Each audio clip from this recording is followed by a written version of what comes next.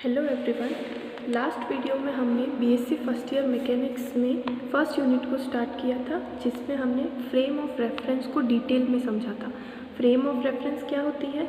वो फ्रेम जिसके रेस्पेक्ट में किसी भी चीज़ को या किसी भी फिनोमिना को ऑब्जर्व किया जाता है, वो होता है हमारा फ्रेम ऑफ रेफरेंस। अब फ्रेम ऑफ रेफरेंस के टाइप्स को भी हमने डिस्कस किया था। दो टाइप की होती हैं, इनर्शियल और non inertial. Okay, inertial frames वो होती है जो न्यूटन के फर्स्ट लॉ को फॉलो करती है, ठीक है, यानी कि वो फ्रेम्स जो या तो रेस्ट पर है या कांस्टेंट वेलोसिटी से मूव कर रही है। और ऐसी फ्रेम जो न्यूटन के फर्स्ट लॉ को फॉलो नहीं करती है, या फिर ऐसी फ्रेम जो कि एक्सीलरेट होती है, यानी कि कांस्टेंट वेलोसिटी से मोशन नहीं करती है, उन्हें हम बोलते हैं नॉन इनर्शियल फ्रेम। ओके, तो आज हम अपना नेक्स्ट टॉपिक स्टार्ट करेंगे and our next topic is Galilean transformation.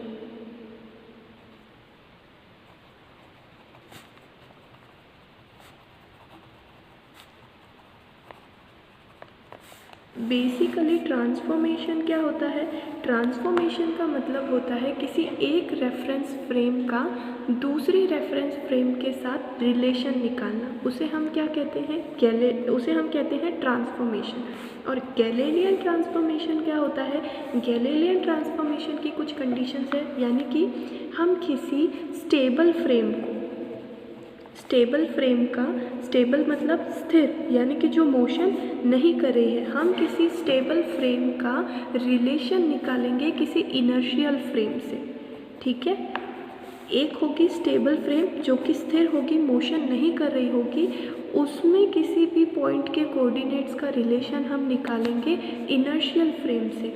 Inertial frame का मतलब है जड़त्वीय फ्रेम, यानी कि ऐसी फ्रेम जो या तो खुद भी रेस्ट पर होगी या फिर कांस्टेंट वेलोसिटी से मोशन कर रही होगी। इन दोनों फ्रेम्स के बीच में हम क्या निकालेंगे? ट्रांसफॉर्मेशन करेंगे और हम निकालेंगे रिलेशन कि इसमें किसी पॉइंट के कोऑर्डिनेट्स का इसमें किसी पॉइंट के कोऑर्डिनेट्स से क्या रिलेशन होगा, या फिर एक ही पॉइंट जिसके कोऑर्डिनेट्स हमें इसमें पता है तो इस फ्रेम में उसी पॉइंट के कोऑर्डिनेट्स का क्या होगा, वो सारी चीज़ें हम डिटेल में स्टडी करेंगे। इसमें एक फैक्टर ये माना गया था कि सभी रेफरेंस फ्रेम में जो टाइम होता है वो क्या होता है? कांस्टेंट होता है। ये मान करके गैलीलियन ने अपने ट्रांसफॉर्मेशन इक्वेशंस को दिया था। इस कॉन्सेप्ट के बारे में आगे हम आइंस्टीन्स थ्योरी ऑफ रिलेटिविटी में डिटेल में पढ़ेंगे और इसके बेसिस पर फिर हम लॉरेंस ट्रांसफॉर्मेशन को भी सीखेंगे। लेकिन अभी के लिए हमें गैलीलियन ट्रांसफॉर्मेशन करना है, जो कि एक स्टेबल फ्रेम का एक इनर्शियल फ्रेम के साथ रिलेशन बताएगा और इसमें टाइम को कांस्टेंट लेकर के ऐसा माना गया था कि सारी ही फ्रेम्स में टाइम जो होता है वो कांस्टेंट होता है, और फिर इसके डेरिवेशंस को किया गया था। अब इसमें सबसे पहले हम एक एक करके सबसे पहले हम स्टार्ट करेंगे पोजीशन से, फिर displacement, velocity, acceleration, force, momentum, इन सभी के लिए हम ट्रांसफॉर्मेशन की इक्वेशंस निकालेंगे। ओके, तो हमारा पहला पॉइंट है ट्रांसफॉर्मेशन ऑफ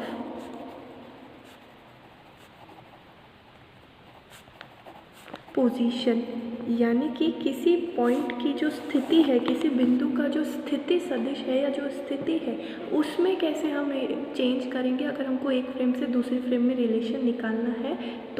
तो हम मान लेते हैं कि हमारे पास दो फ्रेम्स है, एक फ्रेम है एस और दूसरी फ्रेम है एस डैश, ठीक है। तो मैं इस फ्रेम को बना लेती हूँ। पहली ये हुई हमारी फ्रेम एस। ओके, अब पहला केस हम इसमें ये सॉल्व कर रहे हैं जब दोनों फ्रेम्स शुरुआत में एक दूसरे के संपाती हो।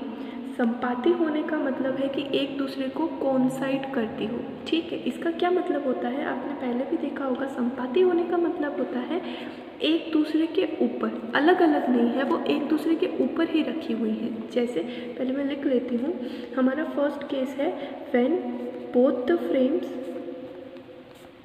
कोइंसाइड एट इनिशियल पोजीशन पे एक दूसरे के क्या है? संपाती है दोनों फ्रेम्स। तो मान लिया ये हमारी फ्रेम एस है और ये हमारी कोई दूसरी फ्रेम एस डैश है, और ये फ्रेम शुरुआत में इसके संपाती है, यानी कि नीचे ये फ्रेम रखी थी हमने एस, उसी के ऊपर हमने दूसरी फ्रेम एस डैश को भी रख दी। ओके। फिर मैंने क्या माना है, इसमें पहली जो फ्रेम होगी वो स्टेबल होगी, यानी हमारी जो एस है वो फ्रेम मोशन नहीं कर रही है, लेकिन जो दूसरी फ्रेम होगी वो इनर्शियल होगी, यानी कांस्टेंट वेलोसिटी से मोशन कर रही होगी। तो मैं मान लेती हूँ कि ये जो दूसरी फ्रेम है एस डैश वो इस डायरेक्शन में या किसी भी गिवन डायरेक्शन में वी वेलोसिटी से मूव कर रही है। तो जब ये वी वेलोसिटी से मूव करेगी तो कुछ टाइम बाद ये यहाँ पहुँच जाएगी। ठीक है, मान लेते हैं वेलोसिटी की डायरेक्शन इस तरफ है, तो जब ये हमारी फ्रेम पहले दोनों एक दूसरे के ऊपर थी, दूसरी नीचे वाली फ्रेम नहीं चल रही, लेकिन ऊपर वाली फ्रेम टी समय के बाद चल करके यहाँ कहीं पहुँच जाएगी। ओके, तो मैं यहाँ अपनी दूसरी फ्रेम बना लेती हूँ एस डैश, और ये मोशन इस तरह से कर रही है कि इन दोनों के जो एक्सिस है वो हर पॉइंट पर एक दूसरे के क्या रहे, पैरेलल रहे। तो ये हो गया हमारा एक्स एक्सिस, ये हो गया हमारा वाई एक्सिस, और ये हो गया हमारा जेड एक्सिस, और ये है हमारी दूसरी फ्रेम एस डैश। तो इसका ये वाला एक्सिस हो जाएगा एक्स डैश, ये एक्सिस हो जाएगा वाई डैश, और ये एक्सिस हो जाएगा जेड डैश। और ये इस तरह से मोशन कर रही है कि ये जो दोनों फ्रेम्स के तीनों एक्सिस जो है वो एक दूसरे के क्या रहे, पैरेलल रहे। ठीक है, अब इसके ओरिजिन को मैं मान लेती हूँ O, और इसके ओरिजिन को मैं मान लेती हूँ O डैश। अब ये फ्रेम यहाँ से कितना डिस्प्लेस हुई, ये फ्रेम इसके ऊपर से कितना डिस्प्लेस हुई, यानी कि इसने कितना विस्थापन तय किया। तो आपको पता है formula, velocity is equal to क्या होता है, डिस्प्लेसमेंट अपॉन टाइम। ठीक है, v is equal to d upon t या r अपॉन टी। ठीक है ना, और कितना डिस्प्लेसमेंट हुआ वो हम कैसे निकालेंगे, वेलोसिटी इंटू टाइम से। तो मैंने माना था ये जो फ्रेम है वो v वेलोसिटी से मूव कर रही है, तो मुझे डिस्प्लेसमेंट कितनी मिलेगी, v इंटू टी। तो इसने कितना डिस्प्लेसमेंट कवर किया, v t के बराबर डिस्प्लेसमेंट कवर किया, वो भी इस डायरेक्शन में। ठीक है, कितना इसने दूरी तय करी है, डिस्प्लेसमेंट विस्थापन तय करा वी टी के बराबर। ओके, अब मैं मान लेती हूँ यहाँ कहीं पर स्पेस के अंदर या आकाश के अंदर या त्रिविम के अंदर एक पॉइंट है P। तो भूल जाइए कि आपके पास ये दूसरी एस डैश कोई फ्रेम है, तो P का इस फ्रेम के रेस्पेक्ट में पोजीशन वेक्टर क्या होगा, OP। सबसे पहले तो आपको ये पता होना चाहिए कि पोजीशन वेक्टर या स्थिति सदिश क्या होता है। स्थिति सदिश होता है किसी भी पॉइंट को उसके ओरिजिन से मिलाने वाली लाइन। ठीक है, वेक्टर लाइन, उसको हम क्या बोलते हैं, स्थिति सदिश या पोजीशन वेक्टर। तो अगर मैं P का पोजीशन वेक्टर निकालूं तो क्या आएगा, OP, थोड़ा ऊपर ले लेते हैं, ये क्या बनेगा, OP। ठीक है, और अब हम भूल जाते हैं कि हमारे पास कोई पहली फ्रेम थी, तो इसका S डैश के रेस्पेक्ट में पोजीशन वेक्टर क्या होगा, O डैश P।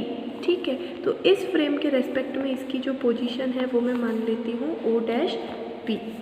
ठीक है ना, ये डायग्राम कुछ इस तरह से है, मैं यहाँ पर डिटेल में क्लियर बना देती हूँ कुछ इस तरह से। ठीक है, यहाँ पर ये O है, यहाँ पर ये O डैश है, और ये हमारा पॉइंट P है। O से P यानी कि S फ्रेम में इसका पोजीशन वेक्टर, O डैश से P यानी कि S डैश फ्रेम में इसका पोजीशन वेक्टर, और इसने टोटल कितना डिस्प्लेसमेंट खुद फ्रेम ने तय किया है, वो है V इंटू टी। तो इस पोजीशन वेक्टर को, जो इस S फ्रेम के रेस्पेक्ट में पोजीशन वेक्टर है, इसको मैं R मान सकती हूँ, R वेक्टर। स्थिति सदिश को हम R वेक्टर से डिनोट करते हैं। फिर इस फ्रेम के रेस्पेक्ट में जो O डैश P है उसको मैं क्या मान सकती हूँ, R डैश। तो यहाँ पर ये क्या हो जाएगा, R, और ये हो जाएगा R डैश।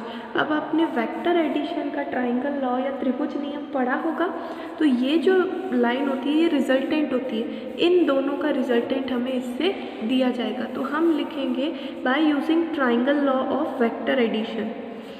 ठीक है, triangle law of vector addition अगर मैं लगाऊं तो मुझे क्या मिलेगा, R is equal to R dash plus v t. ठीक है ना, तो यहाँ से मुझे R डैश की वैल्यू कितनी मिलेगी, R dash is equal to R minus v t. ये जो वी टी है ये इधर जाएगा तो क्या हो जाएगा, नेगेटिव में आ जाएगा। इसे हम बोलते हैं equation of transformation for displacement या फिर फॉर पोजीशन, ठीक है। यानी आर डैश है दूसरी फ्रेम में पोजीशन और आर है आपकी पहली फ्रेम में पोजीशन।